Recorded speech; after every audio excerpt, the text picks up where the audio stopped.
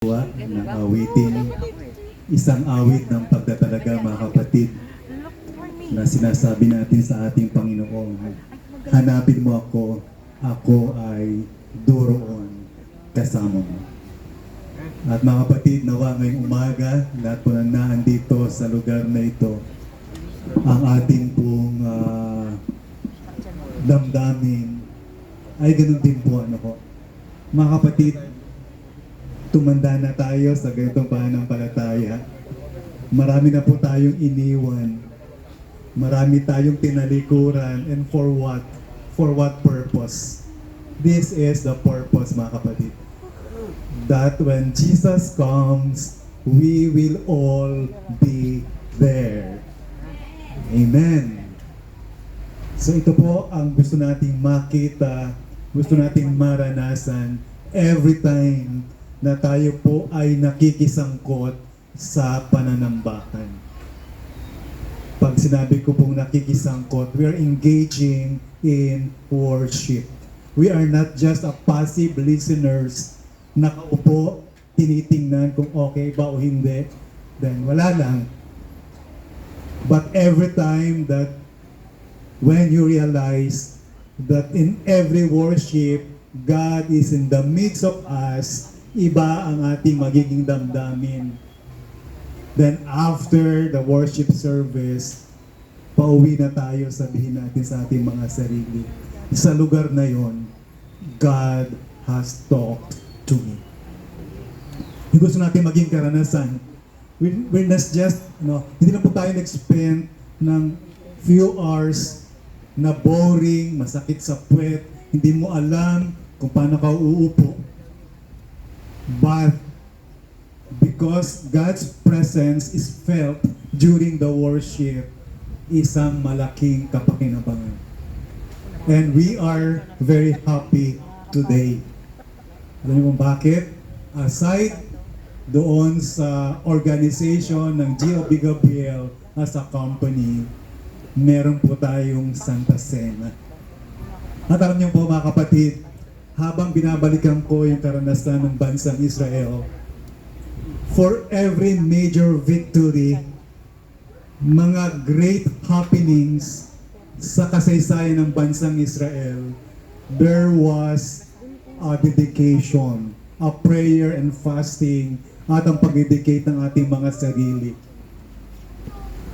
Natatandaan ko po ano po, nang pinag-utos ni Haring Asuero, lahat ng mga Hudyo ay patayin. Natandaan niyo po yung role ni Esther. At ang sabi niya, mga ayuno tayo at tayo ay manalangin. And that was the day, yung supposedly araw ng kamatayan ng lahat ng mga Hudyo ay isang joyous celebration sapagkat nabago ang utos ni Haring Asuero. Nung ang bansang Israel, ang Huda, ay sinalakay ng 3 kaharian at sila'y natakot, si Haring Josaphat ay nagdeklara ng prayer and fasting. At alam natin ang kasaysayan. Habang sila'y patungo doon sa digmaan, nasa harapan nila yung kanilang mga musicians. Pagdating nila doon sa battlefield, bakit sila'y nangamatay na? Mga kapatid, ang nais ko pong dalhin sa ating kalagitnaan, it's not a coincidence that today is the day of Lord's Supper and organization as a company ng GOB Gabriel. Ninais ng Diyos na bago man lang ma-organize ang pulutong na ito as a company, gusto kong sariwain nila ang kahalagahan. Bakit baga may Santa Cena? Nung una, iniisip po ng inyong mga lingkod, baka pwedeng pagsabayin. Sabalit, hindi natin alam ang panukala ng Panginoon. Yung mag-o-officiate po ay Executive Secretary ng Cavite Mission. At siya'y available ngayong hapon. And I took it as a sign. We must consecrate ourselves.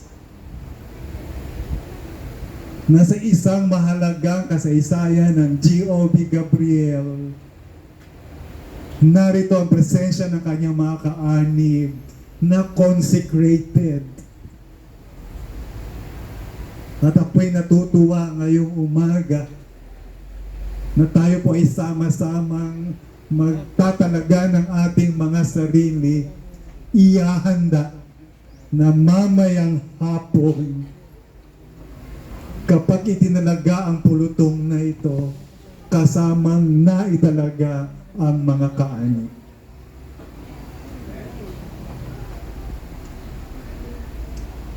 Nais ko pong anyayahan kayo mga kapatid. Sa susing talata na ating pag-aaralan ngayong umaga. Ito po ay galing sa aklat ng Lucas, Kapitulo 22, talatang 19. Nais po nating balikan mga kapatid ang dahilan bakit ba may Lord's Supper? Bakit may Santa Cena? Sabi po ni San Lucas sa talatang 19, at siya'y dumampot ng tinapay, at nang siya'y makapagpasalamat, kanyang pinagputol-putol at ibinigay sa kanila na sinasabi, ito'y aking katawan na ibinibigay dahil sa inyo. Gawin ninyo ito sa pag-aalaala sa akin. Sasalin po sa wikang English, do this in remembrance of me. Naalala ko tuloy noong unang panahon, siguro makaka-relate si brother dito, si brother boy. No? Pag merong pong picture doon sa inyong album na hindi po member ng inyong pamilya at nasa album, ano ho? Pag tinignan nyo sa likuran, may dedication, Brother Rolly. Ano pong dedication sa likuran?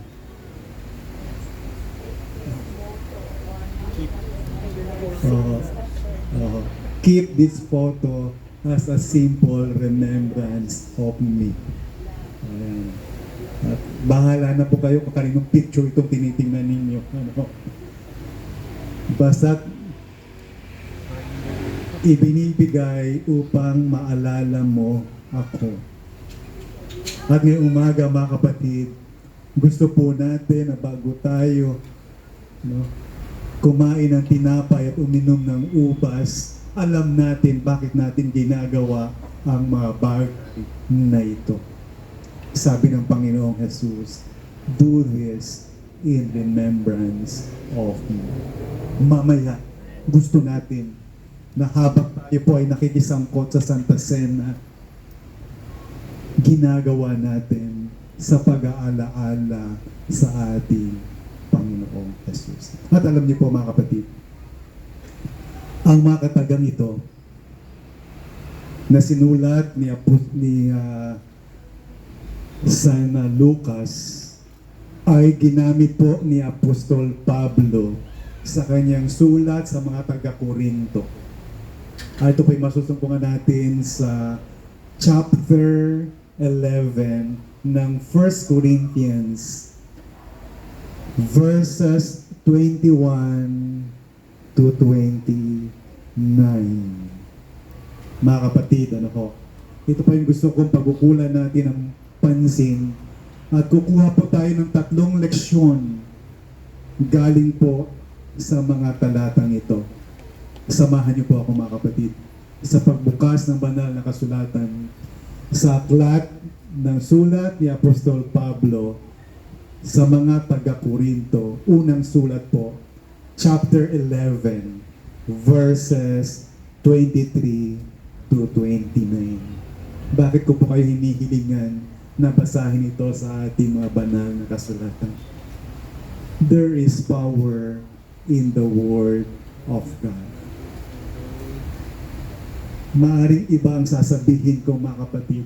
Subalit iba ang pangungusap ng Banal na Espiritu Santo sa bawat isa sa inyo habang binabasa nyo ang mga talatang ito. And we wanted, mga kapatid, if you're given 24 hours of your life to be spent with your special someone, ano pong gagawin ninyo? 24 hours.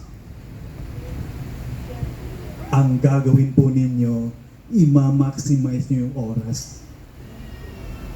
Kung pwede lang walang tulugan, gagawin ninyo just to maximize the 24 hours. And we're on spending in this sermon 30 to 45 minutes. And we wanted na lahat ng kapakinabangan, lahat ng mensahe ay ating matanggap dun sa oras na inilagay natin sa harapan ng ating Diyos. Kung nabuksan niyo na po, mga kapatid, tayo po ay manalangin. Ama naming Diyos, muli kaming tutunghay, muli kaming makikinig at babasa ng iyong banal na salita. Hinihiling po namin ang Banal na Espiritu Santo na siyang lumukob sa bawat isa sa amin, na sa bawat talata na aming babasahin naman, ang iyong natatanging mensahe ay aming marinig, aming maramdaman, sapagkat kayo, O Diyos, ang nakakaalam na aming mga personal na kalagayan. Kayo, O Diyos, ang nakakaalam ng aming mga puso, ng aming mga kaisipan. At kayo, O Diyos, ang sasapat ng lahat ng aming mga pangangailangan. Salamat, O Diyos, sa pagkakataong ito na muli kami sama-sama na babasa ng iyong makapangyarihang salita. Sa pangalan ng iyong anak na si Jesus. Amen. Verse 23. Sapagkat tinanggap ko sa Panginoon ang ibinigay ko naman sa inyo, na ang Panginoong Jesus ng gabing siya'y ipinagkanulo ay dumampot ng tinapay. At nang siya'y makapagpasalamat, ito ay kanyang pinagputol-putol at sinabi, ito'y aking katawan na pinagputol-putol para sa inyo. Gawin ninyo ito sa pag-aalaala sa akin. Sa gayong ding paraan ay kinuha niya ang kopa. Pagkatapos maghapunan na sinasabi, ang kopang ito ay siyang bagong tipan sa aking dugo. Gawin ninyo ito tuwing kayo'y iinom nito sa pag-aalaala sa akin. Sapagkat sa tuwing kakanin ninyo ang tinapay na ito at inuman ang kopa, ipinahayag ninyo ang kamatayan ng Panginoon hanggang sa dumating siya. Kaya't ang sino mang kumain ng tinapay o uminom sa kopa ng Panginoon sa paraang hindi nararapat ay magkakasala sa katawan at dugo ng Panginoon. Siyasatin ninyo ang inyong sarili at saka kumain ng tinapay at uminom sa kopa. Sapagkat ang sino mang kumakain at umiinom na hindi kinikilala ang katawan ay kumakain at umiinom ng hatol sa kanyang sarili. First point, mga kapatid, the Lord's Supper is all about what Jesus did on the cross. Tatandaan po natin yan, mga kapatid. Pag kayo'y tinanong, mamayang hapon o bukas, kumusta ang Santa Cena? Huwag niyo pong sasabihin, bakit daw yung tinapay makunat na?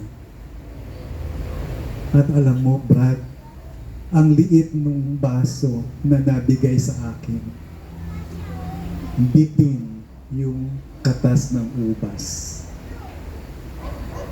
Ito yung gusto po natin mabago, mga kapatid.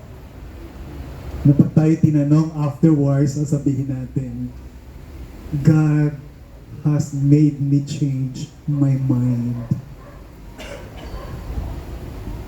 Muli kong nakita yung Kristo na for the longest time sa aking buhay, bali wala lang.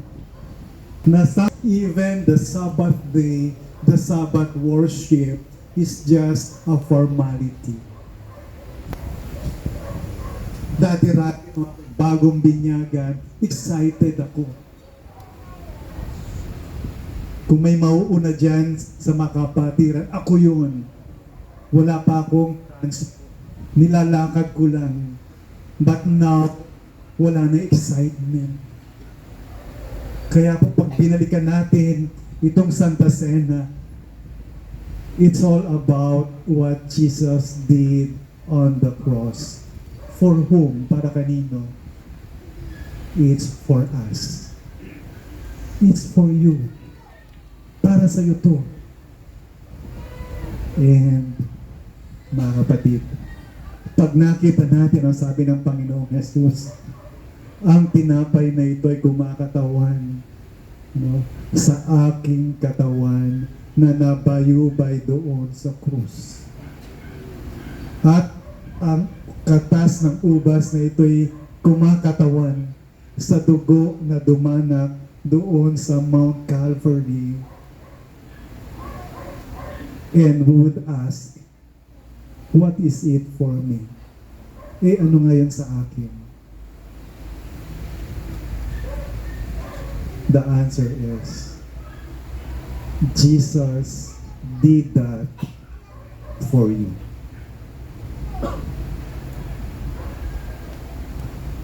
Sabi po dun sa parables of the lost sheep sa Luke chapter 15. Iiwan ng pastol yung 99 para hanapin yung isang nawawala.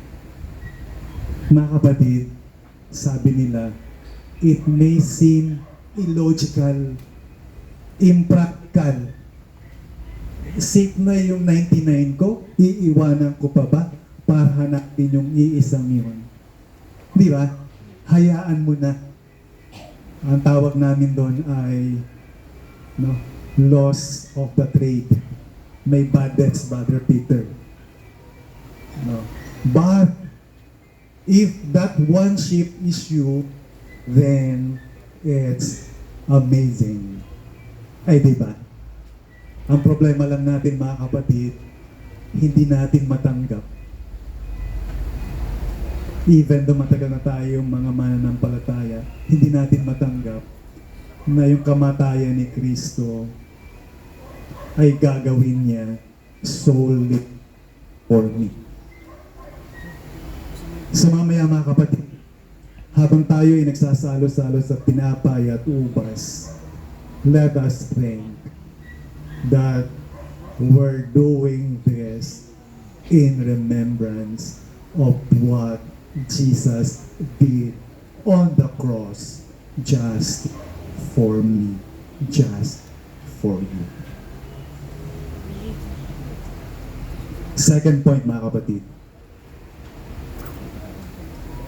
Lord's Supper is the time that we contemplate our standing before God.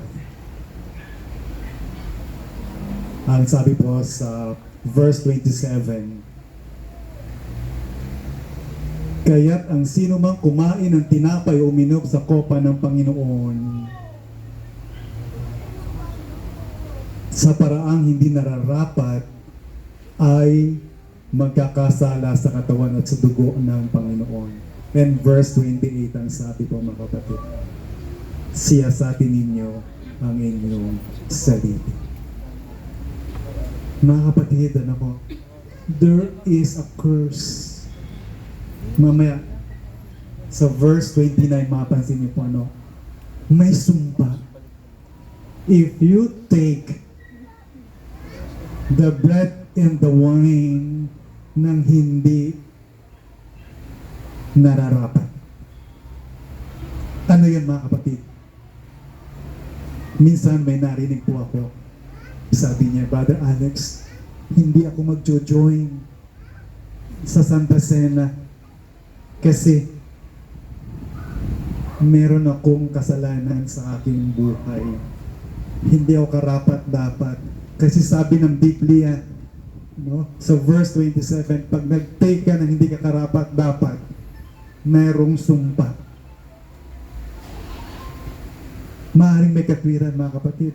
Pero pagkakita ninyo, bakit kayo dinala in this occasion na alam ng Diyos na ikay may karumihan, may kasalanan, and yet dinala ka niya sa panahon ng Santa Cena. Yan mga kapatid, pwede po bang magtaas ng kamay yung walang kasalanan? Ako rin po, makasalanan din ako. And yet, we are invited to seek our hearts, yung ating mga buhay, ang ating mga puso. And after that, mga kapatid, hindi para tayo ma-disqualify sa pag-participate sa Santa Cena, kundi for us to once more sariwain bakit ba may Santa Cena? Because there is a God, there was a God who died on the cross because of those sins. Ano po? Sabi ng Panginoon, siyasatin mo ang iyong puso bago ka mag-participate. Bakit? Kasi ibabalikan yung muli doon sa kanyang kamatayan sa krus. Na yung kasalanan mong iniingat-ingatan hanggang ngayon, nais ng Diyos na isuko mo ang kasalanan yun. Hindi para tumalikod sa tinapay at ubas, kung hindi muli sariwain. Sabi ng Panginoon, do this in remembrance of me. Do this in remembrance of me. Lahat po tayo ay makasalanan.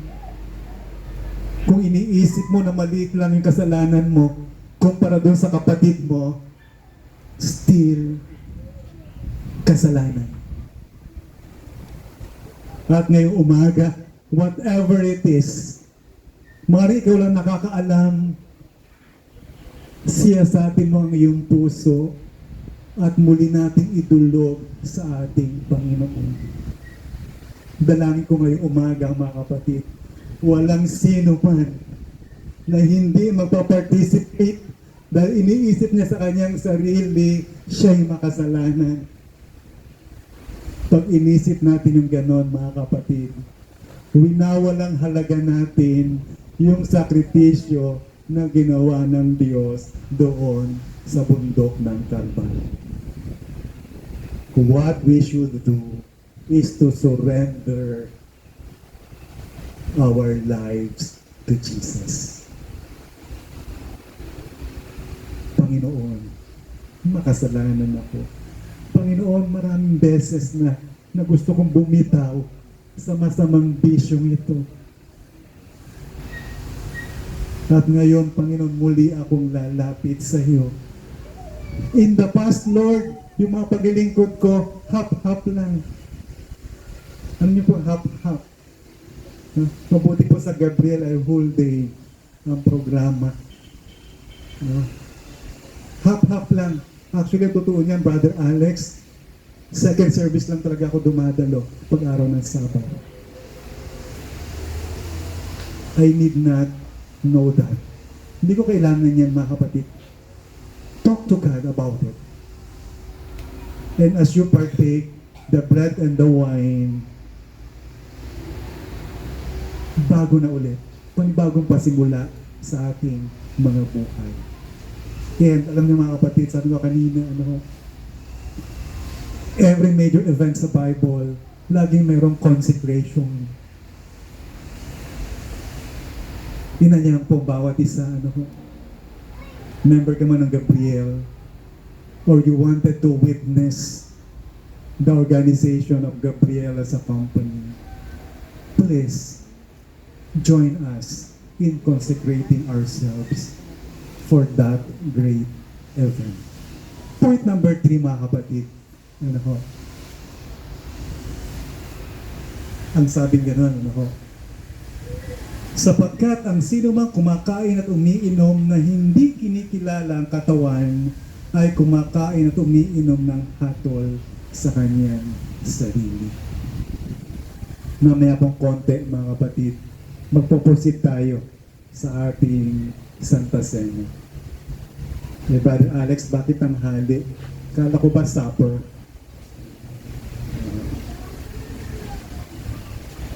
Ganun pa man, mga kapatid, gusto natin, na gawin po natin ito ng may kabanalan. Meron pong pagpapalaga na it was God who called me up for this morning's ceremony. Kasi interesado ang Diyos sa buhay ko. Sa verse 29, sabing ganon, what's this curse? Sapagkat ang sino mang kumakain at umiinom na hindi kinikilala ang katawan, kumakain at umiinom ng hatol sa kanyang sarili. This is the curse of unpardonable sin. Ano po nangyayari ito sa unpardonable sin? Isabi sa 1 John 1:9, ano yung 1 John 1:9? Kung ipahayag nilang kanilang mga kasalanan ay tapat banal na sila'y patatawarin. And every sin can be forgiven if what? It is being confessed. Mga kapatid, lahat ng kasalanan, malaki, maliit o pinakamalaki, pinatatawad kung ito'y pinahahayag natin. And the curse comes when ang ating mga puso ay hindi na dinadala para humingi ng tawad sa ating Panginoon. Na yung pag-awit, pananalangin is just a lip service. Na yung pananambahan, paggawa sa gawain ng Panginoon is just a service rendition. Nawala na sa ating mga puso na given the chance. Ayoko na, Brother Alex, na pagka minsan meron tayong part pa lang pinag-uusapan sa program, tingnan sana umulan. Para tayong mga estudyante, sana mag-declare ng holiday. But if you feel, if experience the power of the Holy Spirit, excited ka pa. Bro, mag-prayer ka naman. Ay, okay lang. Pwede bang pati scripture reading sama ko na? Nakita yung mga kapatid, ito po yung gusto natin maging karanasan ng bayan ng Diyos na naghahanda na manirahan doon sa langit. Excited. Hindi lang yung minimum, kundi the high standard that can be given for the service of God. And the curse comes when we partaken the bread, the wine, at sa ating mga buhay, wala lang. Sayang. Kakain pa naman ako ng lunch, nasira yung aking appetite. Pero pag nakita po natin ang Santa Cena sa tunay na diwa, bakit meron ito sa ating mga buhay bilang isang makasalanan, na dahil dito ibinabalik tayo doon sa krus, then ang ating ginagawa ay magkakaroon ng kahulugan at kabuluhan sa ating mga buhay. And mind you, mga minamahal mga kapatid, we were chosen for heaven. Heaven is our final destination, mga kapatid. Hindi lang tayo dito. Nakakapagod na sa mundong ito, and yet we're looking forward. The worst thing that can happen, mga kapatid, hindi tayo mapasama doon despite our faith. I mean other belief.